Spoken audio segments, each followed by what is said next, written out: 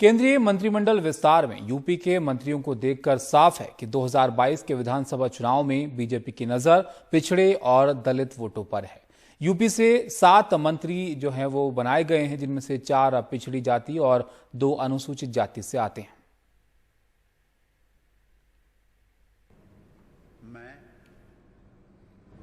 मैं अनुप्रिया सिंह पटेल।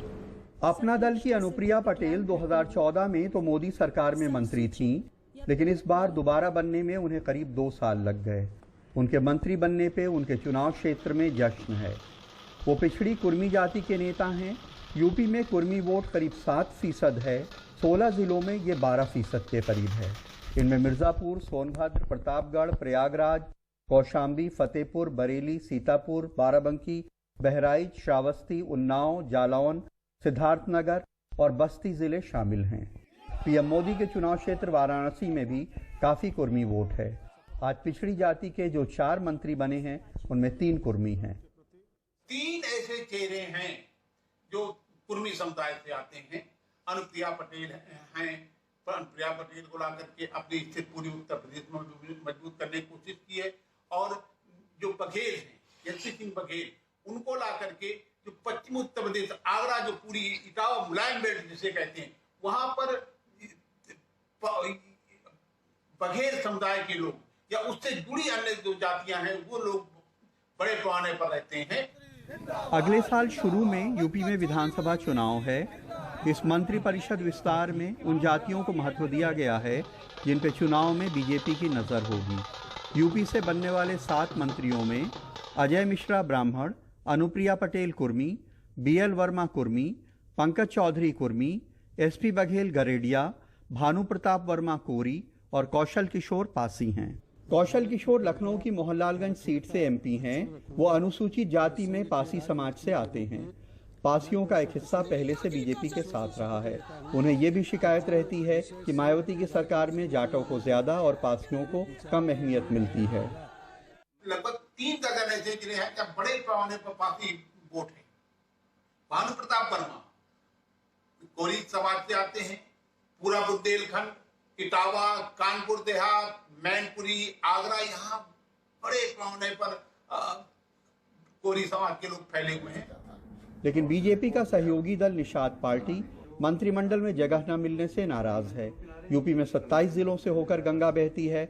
उसके किनारे निषादों की बड़ी आबादी है।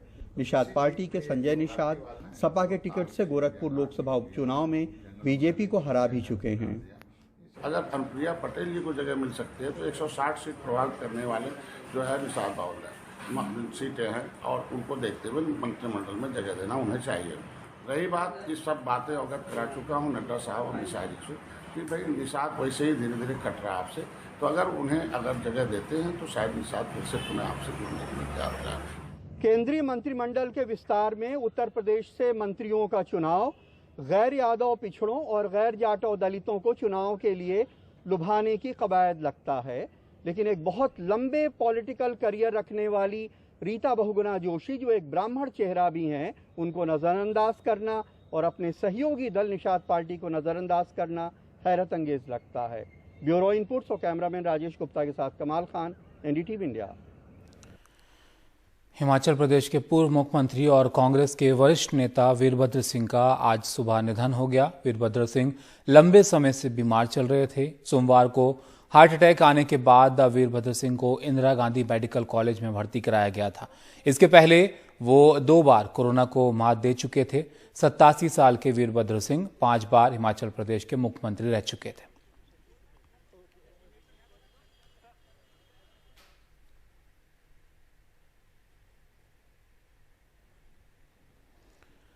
देश भर के 41 ऑर्डिनेंस फैक्ट्री बोर्ड में काम करने वाले 74,000 कर्मचारी आज काला दिवस मनाएंगे। ये कर्मचारी बोर्ड के निगमीकरण के केंद्र सरकार के फैसले का विरोध कर रहे हैं। काले झंडों के साथ कर्मचारी फैक्ट्री के कर्मचारियों के काला दिवस को देश भर के ट्रेड यूनियनों ने समर्थन दिया है। रेलवे से लेकर केंद्रीय कर्मचारियों के संगठन ने इसको अपना समर्थन दिया है। कर्मचारी काले बैच के साथ फैक्ट्री में काम करेंगे। इससे पहले सरकार ने अध्यादेश जारी कर कर्मचारियों की हड़ताल पर रोक लगा दी है।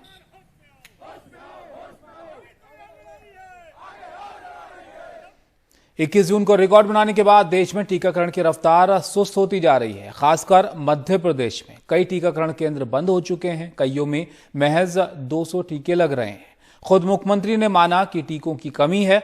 वहीं सरकार ने कोविन पोर्टल पर तीसरी वैक्सीन के तौर पर स्पुतनिक का विकल्प दिया है, लेकिन मध्य प्रदेश में लगभग किसी केंद्र पर स्पुतनिक अब तक नहीं आई।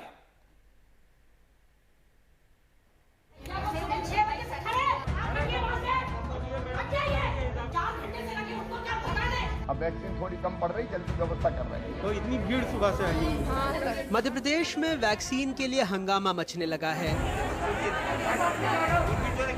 बुधवार को भोपाल में सरकारी वैक्सीन के लिए कतार तो लगी, लेकिन कई केंद्रों पर वैक्सीन सिर्फ उन्हें मिली जो दूसरी डोज लेने आए थे।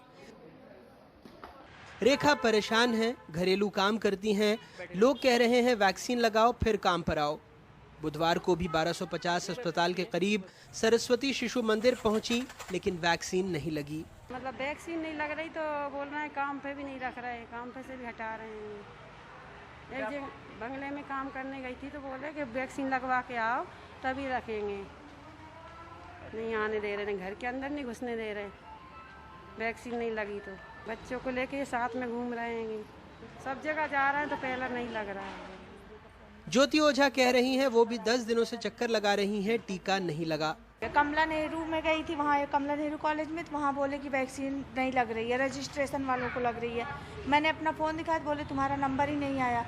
उसके बाद जवाहर चौक वाले नगर निगम में गई थी तो वहाँ बोले कि वैक्सीन ख़त्म हो गई, उठकर चले गए। सबको लगा रहे थे, लेकिन लास्ट में बोले 200 लोगों का हो गया, वैक्सीन अब नहीं लगेगी। उसके बाद फिर 10 दिन से परेशान हो रहे हैं। सुबह 7-8 बजे से निकली हूँ वैक्सीन के लिए, कई जगह पता कि कहीं लगी नहीं रहा है। हम सूजी लगवाने यहाँ आए थे, फिर क्या हुआ? बोले पहली बार हो के नहीं लग रही। कमी तो ऐसे तो बहुत ही है, कमी तो। 21 जून को 17 लाख टीकों का रिकॉर्ड बनाने के बाद मध्य प्रदेश में टीकों की रफ्तार घटने लगी है। भोपाल में 18 से 45 साल के 6,97,592 लोगों को पहली डोज मिली है, लेकिन सिर्फ 29,422 को दोनों डोज मिली है। राज्य में 18 से 45 साल के 93,36,208 लोगों को एक डोज लगी है, लेकिन सिर्फ 3,72,116 लोगों को दोनों डोज। पूरे देश में 21 से 27 जून तक 7 दिनों में कुल 4 करोड़ 13 लाख टीके लगे, जबकि इसके बाद 7 दिन में सिर्फ 2 करोड़ 82 लाख टीके लगे, यानी 32% कम। सरकार ने कई दिनों पहले तीसरी वैक्सीन की बात कही, लेकिन आलम यह है कि मध्य प्रदेश में स्पुतनिक का कोई ठिकाना नहीं है। सरकार को भी इसके बारे में कोई स्पष्ट जानकारी नहीं है। तो कब तक राज्य के लोगों को दूसरा या तीसरा चौथा विकल्प मिल पाएगा वैक्सीन? देखिए, केंद्र सरकार की ओर से हमें जो वैक्सीन उपलब्ध हो रही है, हम उसको सुचारू रूप से युक्तियुक्तकरण करके मध्य प्रदेश की जनता को वैक्सीनेशन प्रोग्राम से जोड़ रहे हैं। आह्वान किया वैक्सीनेशन के लिए तो महाअभियान के दिन सारे रिकॉर्ड टूट गए। साफ है, सरकार वैक्सीनोत्सव मनाने में व्यस्त थी और सुर्खियां बनने के बाद सब चैन की नींद में है, ये भूलकर कि 31 जुलाई से पहले टीकाकरण की रफ्तार बढ़ने की उम्मीद भी कम है। सब जानते हैं कि कोरोना से लड़ाई में टीकाकरण ही सबसे बड़ा औजार है। 21 से 27 जून तक देश में औसतन 60 लाख टीके लगे और अब लगभग 40 लाख, यानी जब टीकाकरण की रफ्तार दौड़ने की ज़रूरत थी तो वो अब रेंगती सी नज़र आ रही है। बीच बीच में वैक्सीनोत्सव जैसी हेडलाइन मैनेजमेंट सरीखी चौथे या 5वें वैक्सीन की सुर्खियां आ जाती हैं, लेकिन हकीकत में मध्य प्रदेश जैसे राज्य में तीसरी यानी स्पुतनिक की वैक्सीन का भी ठिकाना नहीं है। भोपाल से कैमरा पर्सन रिजवान खान के साथ अनुराग वारी, NDTV इंडिया। कोविड की सबसे बड़ी मार बनारसी साड़ी उद्योग पर पड़ी है। दूसरी लहर के बाद बाजार खुले तो हैं, लेकिन बाजार में खरीदार नहीं है। हैंडलूम के करघे बंद पड़े हैं, पुराना रखा माल बिक नहीं रहा, नया माल बनाने के लिए बाजार में कोई ऑर्डर नहीं दे रहा है। लिहाजा आज बुनकर बेहद परेशानी में हैं और इसका अंत भी उन्हें नजर नहीं आ रहा है। लाइन से खड़े ये हैंडलूम के करघे बनारसी करघे के हैं। इन्होंने अपने यहाँ 2 साल पहले 10 करघे लगाकर बनारसी साड़ी का कारोबार शुरू किया। 1 साल तो ठीक चला, लेकिन कोविड की दस्तक देते ही इनके धंधे का ताना बाना इनके हाथ से छूटने लगा। अब हालात ये है कि सब कुछ बंद है। लॉकडाउन की वजह से हमारा धंधा एकदम पूरा बर्बाद हो गया है। पहले जो हमारा माल रेडी हो के रखा हुआ है वही नहीं बिक रहा है, कस्टमर आ ही नहीं रहे हैं लेने के लिए। तो जो हम कारीगर को बुलाएंगे वो कारीगर को हमको पैसा देना पड़ेगा, तो हम नया माल कहाँ से रेडी करेंगे। पहले हमारा पुराना माल तो बिके, उसका कुछ पैसा आवे तब हम पैसा भी लगाएं। मार सिर्फ बनारसी करघे जैसे मझोले व्यापारियों पर ही नहीं, मुन्ना नेट जैसे बड़े गद्दीदारों पर भी पड़ी है। इनकी फर्म से देश ही नहीं विदेश में भी साड़ियाँ जाती थीं। हर साल लाखों का कारोबार था, पर बीते 1 साल से सब कुछ ठहर गया है। बनारसी साड़ी का कारोबार बिल्कुल ख़त्म हो चुका है, बिल्कुल ख़त्म हो चुका है कोरोना के माहौल से। और जो भी बाहर से पर्यटक वगैरह आते थे, अब कोई भी बिक्री नहीं हो रही है। और दिन पर दिन रेशम, कतान सारी चीज़ महंगी हो चली जा रही है। महंगी होने के बावजूद भी सब माल जो भी बनता है और जो थोड़े मोड़े कारीगर बनाते हैं वो घर में सब कुछ पड़ा हुआ है। बनारस में 1994-95 में की गई गणना के अनुसार हथकरघा की संख्या 75,324 थी और पावरलूम की संख्या 1750 थी। लेकिन वहीं 2009-10 में हैंडलूम की संख्या घटकर 50 से 52,000 रह गई और पावरलूम की संख्या बढ़कर 30,000 हो गई, जो अब लगभग 3 से 4 लाख तक हो गई है। हैंडलूम के करघे तो पहले ही खत्म होने के कगार पर थे, अब पावरलूम भी बंद हो रहे हैं। सरकार से मैं सब्सिडी नहीं चाहता हूं, ना सरकार से कोई अनुदान चाहता हूं। हम चाहते हैं कि सरकार मेरा माल खरीद ले। और खरीदने का मामला ये है कि इनके पास शोरूम है, ईपी गवर्नमेंट का शोरूम, ईपी हैंडलूम के नाम से आज भी हिंदुस्तान में हर बड़े शहरों में शोरूम है। तो इसी बहाने बजट दे दे, ये माल मेरा खरीद ले, तो वहाँ का स्टाफ भी खुशहाल हो जाएगा, ये माल भी मेरा बिक जाएगा और गवर्नमेंट को जीएसटी मिल जाएगी। कोविड की वजह से आईसीयू में चले गए बनारसी साड़ी उद्योग को बचाने के लिए सरकार अगर बाजार रूपी ऑक्सीजन का इंतजाम करती है तो बुनकरों के लिए कुछ राहत भरी बात हो सकती है। कोविड की दूसरी लहर के बाद अब भले ही अनलॉक हो गया हो, लेकिन बनारसी साड़ी उद्योग में तो अभी भी लॉकडाउन है और चिंता इस बात की है कि ये लॉकडाउन कब खत्म होगा इन्हें पता नहीं। लिहाजा बहुत से बुनकर इस धंधे से तौबा कर चुके हैं और अब बड़े गद्दीदार भी इस ताने बाने से निकलना चाहते हैं।